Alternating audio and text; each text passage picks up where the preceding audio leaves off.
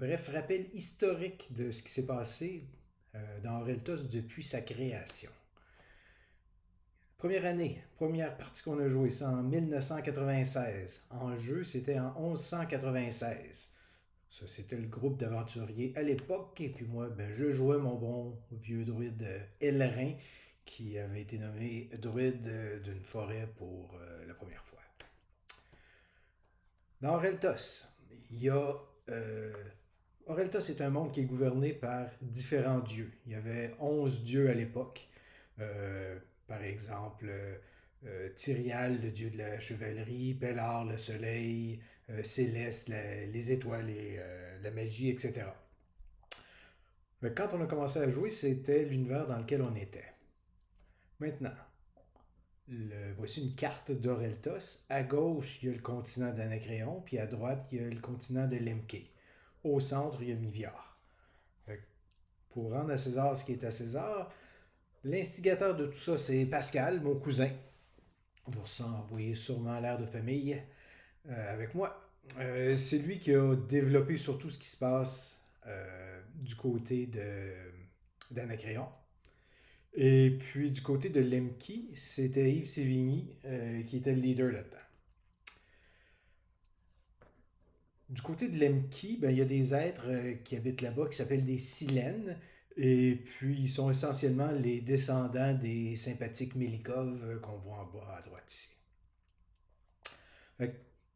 Il y avait une grande barrière qui séparait le monde d'Anacréon du dôme de Lemki, qui rendait le voyage entre les deux continents impossible. La raison pour laquelle il y avait cette grande barrière, c'est que d'un côté, du côté d'Anacréon, il y avait une grande créature qui s'appelait le Phénix, et puis du côté de Lemki, il y avait le dragon qui gardait ce monde-là. Et puis on voulait vraiment pas que les deux se rencontrent parce que ça leur a causé beaucoup de soucis.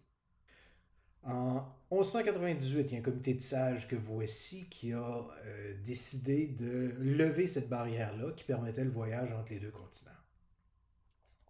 Plus loin dans le temps, en 1216, revirement, on apprend que les dieux qu'on vénère depuis le début, depuis plusieurs années, sont en fait des dieux usurpateurs. Le vrai dieu, celui qui a créé le monde d'Aureltos, c'est un dénommé Ka, qu'on voit ici dans toute sa splendeur. En 1216, Ka est revenu, il a fourré une volée aux anciens dieux, puis il a repris sa place de dieu triomphant.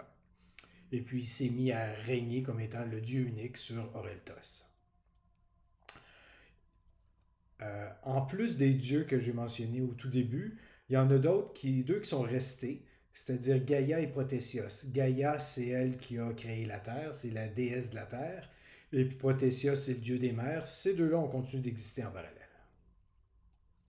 1227, on apprend que Ka a une sœur qui s'appelle Elle, et puis elle a été libérée, et puis elle est en conflit régulier avec K.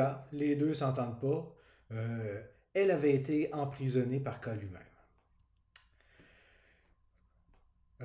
Tout au long des années, il y a des visions d'Apocalypse qui circulent dans les airs. Fait que les gens voient dans le futur qu'en 1248, ça s'est produit pendant une bulle temporelle, un GN pendant une bulle temporelle, il y a une apocalypse qui arrive et puis tout est rayé de la carte sauf les démons qui dominent tout. Fait que ça, c'était les visions qu'on avait à l'époque. J'ai dit que c'était dans une bulle temporelle.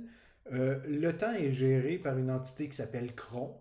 Il y a un sanctuaire de Kron qui existe quelque part dans lequel il s'assure que tous les événements succèdent selon le bon ordre, selon ce qui est entendu. Destinée, c'est une autre entité qui fait un peu contrepoids à Kron. L'entité destinée, elle ne souhaite pas nécessairement que les choses se déroulent selon un certain ordre. Elle souhaite plutôt que les gens s'accomplissent et puis parvenir à faire tout ce qu'ils peuvent faire. Fait qu'elle pousse les gens vers leur destin. En 1248, c'est l'année de l'Apocalypse. Tout ce qu'il y a à l'extérieur de la ville de Oisel, il y a un H décrit ici, mais c'est un W qui va là. Tout ce qu'il y a autour de la ville de Oisel a été détruit. Dans tous les continents qu'on a vus, il ne reste plus rien. Les démons, les elfes noirs, toutes les plein de bestioles sont mis à décimer complètement la race humaine. Les elfes sont partis, les nains aussi.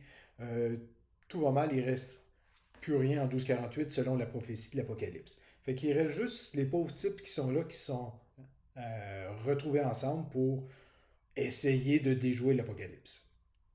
Pour y arriver, ben, ils sont allés recueillir les artefacts des anciens dieux. En voici trois ci-dessous. Ils ont recueilli puis ils ont essayé d'extraire la magie qui se situe à l'intérieur de ça. Ce fut un échec. Voilà une photo du GN de l'Apocalypse. En gros, tout le monde est mort le dimanche soir. Le dimanche matin, il restait un dernier espoir. Il y a un envoyé de destinée qui s'appelait le Dérémia, qu'on voit en avant-plan ici, qui a permis aux 11 personnes qui possédaient les artefacts, aux 11 mortels qui possédaient les artefacts, de retourner dans le temps et de, de franchir le temps, de revenir dans un passé très lointain avec les artefacts des anciens dieux pour essayer, dans un nouveau cycle, de corriger puis de vaincre l'Apocalypse. Ainsi se termine le résumé. À bientôt pour le GN.